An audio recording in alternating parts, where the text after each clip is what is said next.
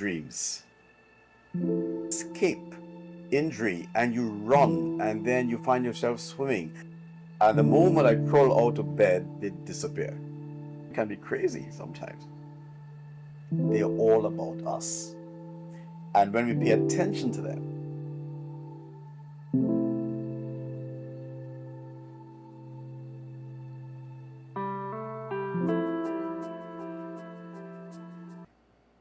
do you remember your dreams?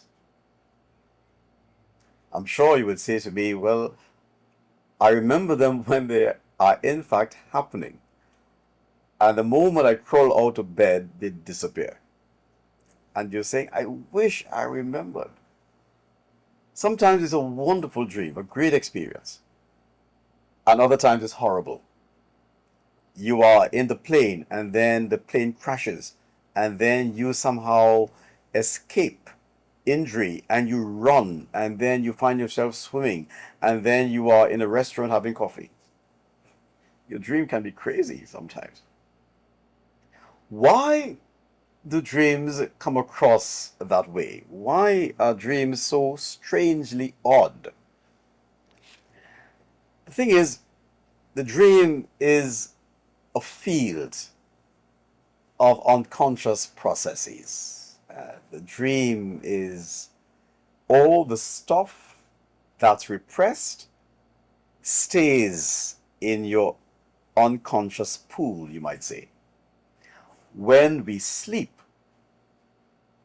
without the defenses, of course, psychical defenses, they emerge. But in order to escape repression, they must disguise themselves. It is in that disguise we get what I just said. You're in the plane, and then you're being chased by a wolf, and then you are fighting someone, and other times you are angry, or you're flying in the air, and then you are diving from a cliff. Escape of repression. That's a dream. The thing is, we have made the mistake of thinking that the dream has to be decoded by a specialist. The dream is a product of your unconscious life. It is produced by you. It comes from you. And invariably, it is really a combination of unfulfilled wishes. It is also about the anxiety we might be experiencing. Because we can speak of the dream in three ways or three dimensions to the dream. There is the manifest content of a dream, what shows up. And what shows up, we very often would take it literally. We think it's literal. But it is the manifest content of the dream. That is what appears. It's manifested.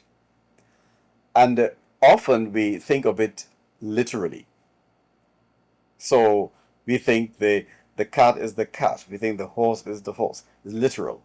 That we are going to win the lotto. Literal. We think of it in the literal sense. But that's the manifest content. What shows up. But there is the latent content of the dream. And that is what it might mean. Okay. What is hidden in the dream? There's always something hidden in the dream. And then there are what we might call the condensation of the dream. That one image or symbol in the dream stands for several different things. So you have the manifest content, the latent content, and you have condensation. These are just simply technical terms to explain what is happening with us in the dream state. I think the best way for us to get a sense of this is by an actual dream. And I want to bring you to reflect with me on a dream which I myself had. So here is a dream which I had 8 days ago. I'll just share the dream as I remember it. A colleague appears in my dream. She is dressed for work.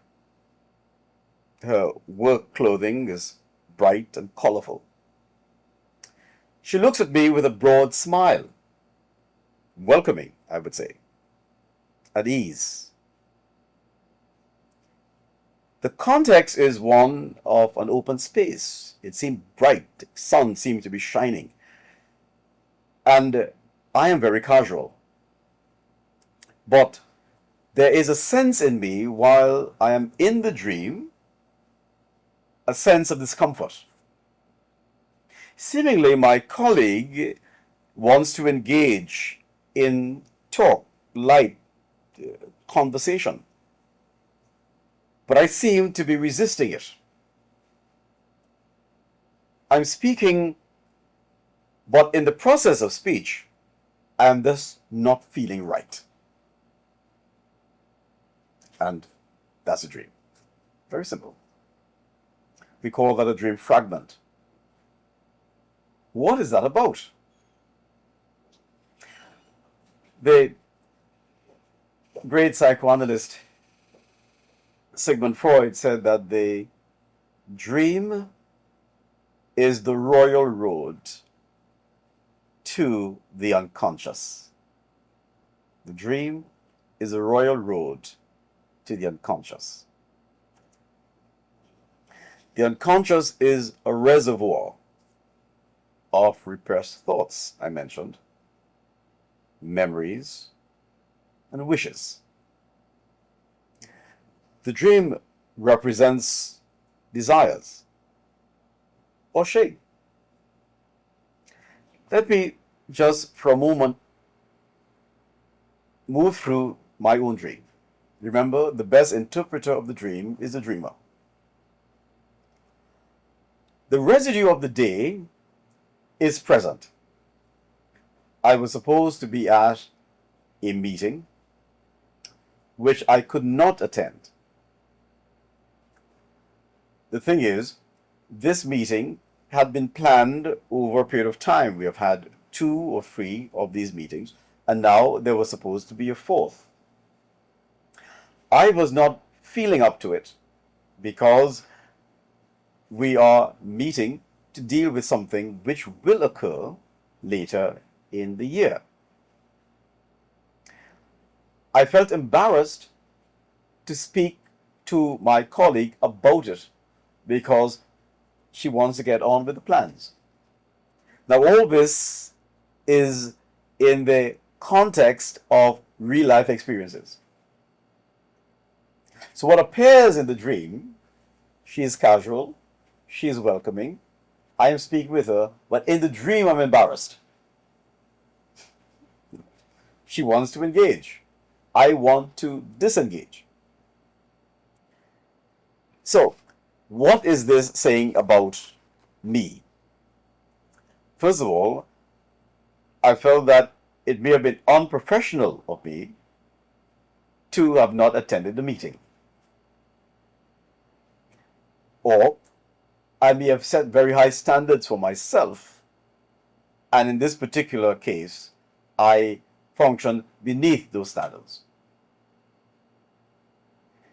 The dream, I said, is a wish or an unfulfilled desire. So you can see how in this dream, my own dream, that there is the latent content in the dream. Not literal, the latent content. And what is manifested, the bright lights, the smile of my colleague, beautiful. The manifest content. The condensation there. The symbol of work has different meanings in there. My meeting, my colleague has different meanings. It is about being professional, at the same time being responsible, which in this particular regard, I was not. Dreams represent unconscious desires, as I mentioned. They also refer to motivations, We are driven by repressed unconscious longings as well. Power, sexual fantasies, aggression, to name a few. Pay attention to your dreams, because the dreams are always about something that pertains to you. I know here in our cultural setting, we are superstitious about dreams. We get scared when we dream about death, for example. We get scared if someone is wearing black. We get scared if it is in an old house where you used to live and your parents may have died. We get scared about dreams. We're afraid to say we dreamt something. Or, on the other hand, we phone the person immediately the next day to find out if they're okay. So there are cultural attachments to dreams here in our country, as well as superstition connected to dreams. But dreams are of enormous value because they do impact the way in which we function, the way in which we live. I described my dream as a dream fragment. The dream fragment is really a small portion of a wider dream. But again, because repression can be so enforced, one might only remember a small part, and that we refer to as a dream fragment. It doesn't mean it's less important. It is simply all that escaped repression and all you can remember. And the fact that you can remember just that small fragment, it is of enormous significance to the dreamer in the here and now. The dream, as well, does carry with it a tremendous amount, as I mentioned before, symbolization. It's symbolic. In many instances, it symbolizes many things. And it can vary in that you may see the image of the tree, but it refers to something else. You see a person whom you do not recognize, but you may very well find that there is something emotive connected to the person, and the emotion you carry in you is what is generated for someone else, what you're seeing a different person. So that's why I talk about displacement in relation to the dream itself. Remember that dreams are an integral part of the person. It is the unconscious breaking through, telling you about you. Dreams are always about you, and therefore pay close attention to them. In this work of psychoanalysis, it is what we do. Allow people to also pay attention to those recurring dreams, those destructive dreams, those dreams that make you angry, the dreams that get played out in the course of the day, dreams about you. Pay attention to them because they do point you to where your life needs to be. The dream is the royal road to the unconscious.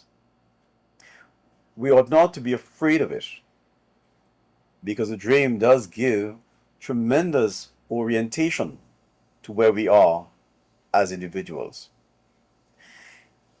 I hasten to add that in the dream there's also something called displacement. It is the dream presents one thing, but it is really about something else.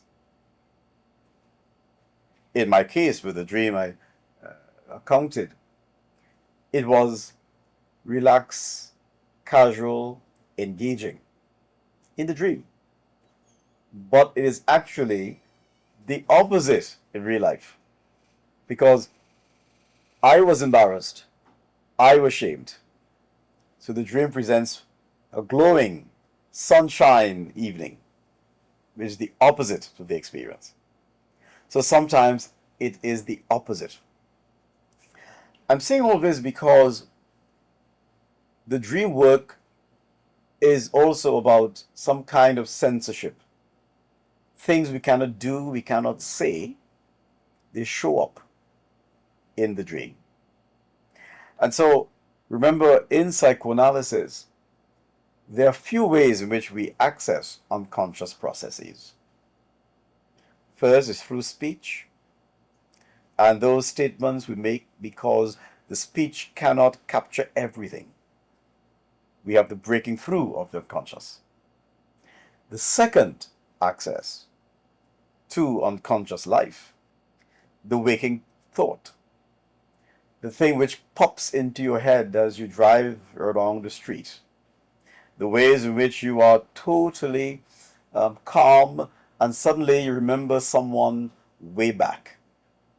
Your unconscious life is popping.